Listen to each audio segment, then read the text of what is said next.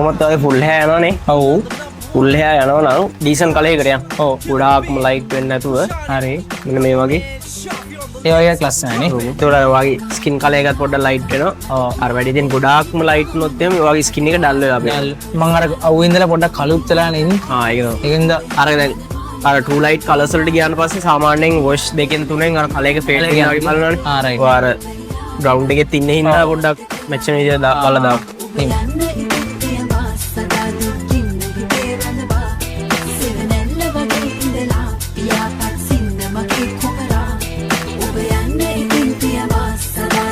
ලස්සන කලර් එකක්.